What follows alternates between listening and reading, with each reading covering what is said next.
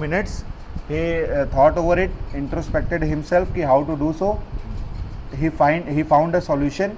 He called his 1 or 2 friends at his home or in office.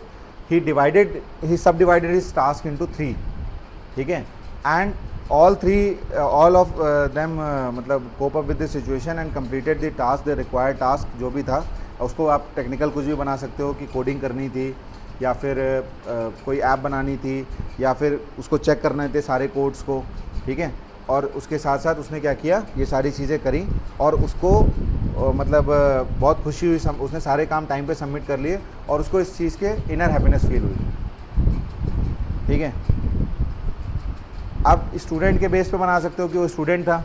Suppose अगर आप student हो तो ऐसे करके बैठा हुआ है, तो क्या हुआ कि उसका एग्ज़ाम डेट्स आ गए थे, तो उसके एग्ज़ाम्स क्या थे, जो कॉम्पिटिटिव एग्ज़ाम्स थे और बीएससी 3rd ईयर के, वो क्लैश कर रहे थे. और मीनवाइल उसकी एक मतलब इम्पॉर्टेंट प्राइवेट सेक्टर का इंटरव्यू भी क्लैश कर रहा था सेम डेट पे. तो वो क्या था, वो बहुत ज़्यादा ओवर थिंकिंग में चला गया कि किसको प्रेफरेंस दे.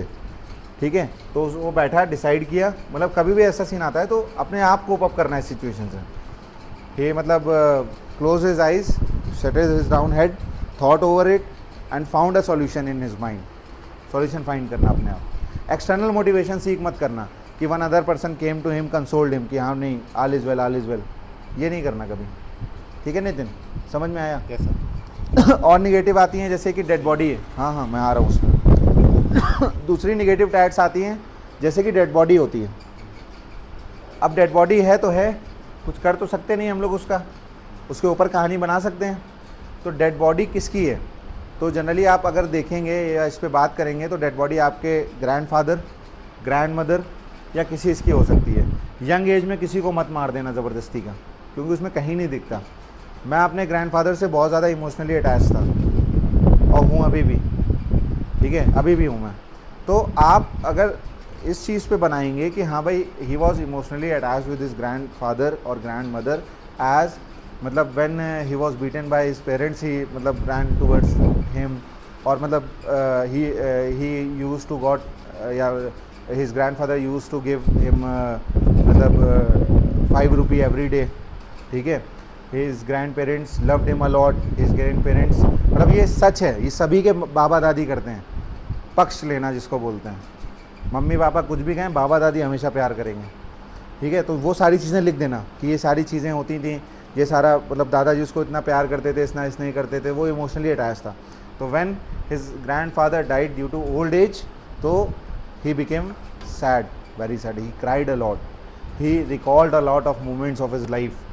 ठीक है, but after some time he realizes that it is a truth of life. It might be done with anyone. ठीक है, तो with his memories, तो he decided कि as a tribute to his grandfather, he definitely do what he wants to him to do. तो at the age of 12th या in class 12 जो भी class का आप बनाओगे, उसके बाद उसने उस पर काम करना चालू किया और आज वो चीज़ अचीव कर ली. और उसने मन में सोचा कि आज मेरे ग्रैंडफादर जहाँ पर भी होंगे वो देख करके बड़े खुश हो रहे होंगे. ठीक है, अब बताइए और निगेटिव, और किसी का कोई डाउट? भैया माइक दीजिए इनको. हाँ मिश्रा जी बताइए. सर जैसे आपने हम लोग को पीडीएफ दी हुई है सर, उसमें एक फ़ोटो आती है जिसमें 2 पर्सन होते हैं जो एक दूसरे के बैक मतलब एक दूसरे के खिलाफ पीट करके खड़े होते हैं. सर उस पर कैसे हम लोग कोई स्टोरी लिख सकते हैं? हाँ आती है एक स्टोरी, इस पर मैं बताता हूँ. एक लड़का ऐसे खड़ा हुआ है, ऐसे करके, एक इस तरफ जा रहा है और एक इस तरफ जा रहा है. एक बार 11 SSB में 11 टैट्स ऐसी आई थी जो कभी नहीं आती थी, और होती हूँ कभी भी आती हैं, वो ट्रायल के बेसिस पे हो चाहे जैसे हो. तो वो इस तरह का सिचुएशन, या 2 एक दूसरे के मुड़ करके जा रहे हैं, अपोजिट जा कर के. ठीक है,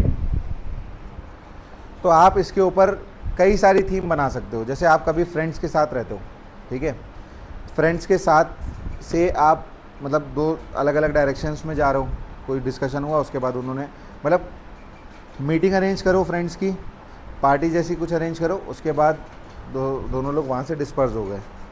इस तरह से कर सकते हैं. 2 लोग अपोजिट डायरेक्शन में और कब जाते हैं, तो 2 लोग अपोजिट डायरेक्शन में जाते हैं जब कभी हम लोग जैसे मॉक ड्रिल्स वगैरह करते हैं. तो रिपोर्ट देने के बाद जैसे एनसीसी में क्या होता है कि प्रैक्टिस होती है, तो ऐसे कह दो कि वो एनसीसी का सीनियर था, 26 जनवरी की परेड थी, तो उसका क्या था कि जो मतलब नेक्स्ट डे परेड थी तो वो घर पे भी प्रैक्टिस करता था। तो उसने क्या किया, अपने दोस्त को बुलाया और जो रिपोर्ट देने वाली ड्रिल होती थी तो वो जा करके जैसे जैसे आप रिपोर्ट दोगे, जय हिंद श्रीमान, मतलब सो एंड सो इतने कैडेट्स, इतने ये और निरीक्षण के लिए हाजिर हैं या फिर किसी भी काम के लिए हाजिर हैं, ठीक है। तो उसके बाद तुम इधर मुड़ जाते हो यस सर। और पीछे होते हो, और वो जो होता है वो उधर मुड़ करके, अगर वो सीनियर, उसका कोई इमीडिएट सीनियर है तो वो पीछे वो मुड़ उसको करके उसको रिपोर्ट रिपोर्ट देने जाता है, और दोनों उल्टे चलते हो।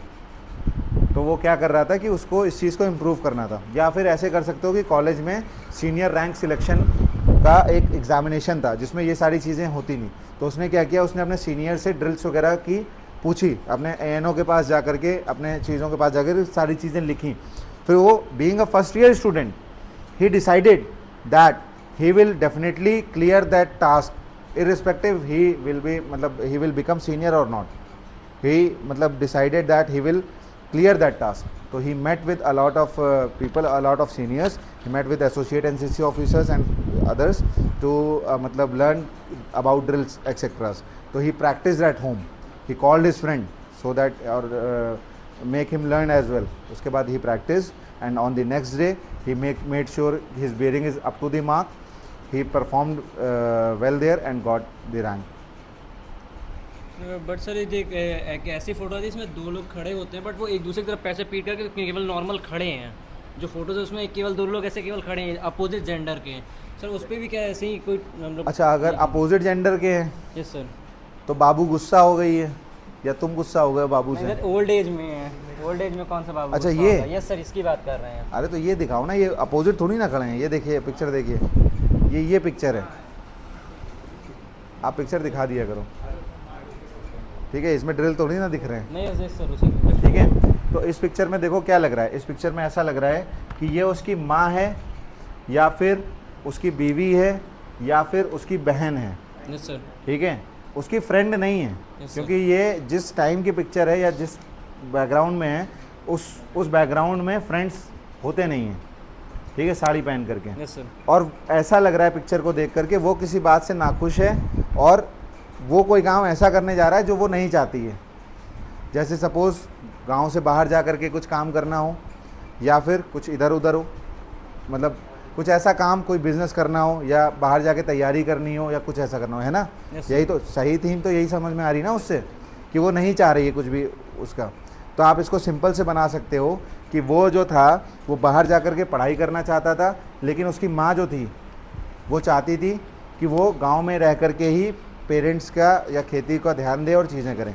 तो उसने क्या किया, उसने बताया कि अगर मैं बाहर जाऊंगा तो मैं गांव की खेती के लिए ही और अच्छा चीज़ें करूंगा, क्योंकि उसने डिसाइड किया था कि उसकी जो खेत होते थे उतने अच्छे नहीं आते थे। तो बचपन से उसका मन था कि मैं एग्रीकल्चर डिपार्टमेंट में आगे स्टडीज़ को अपनी कंटिन्यू करूंगा। लेकिन उसकी mother being an orthodox village from an orthodox village wanted him to be stayed at the home only. He convinced with his words ki how he will take care of his fields and improve the condition of the all other fields of the same village, and made sure that the crop production will boost in the upcoming 5 years. So he convinced his parents or mother, and after convincing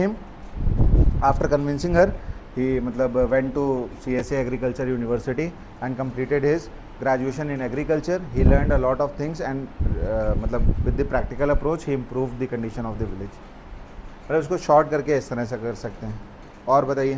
no sir. और बताइए, picture देख लीजिए आप लोग जो PDF में कोई ना समझ में आ रही है, कोई नेगेटिव हो। कितने मिनट की हो गई वीडियो? ठीक है, तो 20 मिनट की अभी ब्रेक करते हैं, फिर और बात करेंगे। चलिए सर।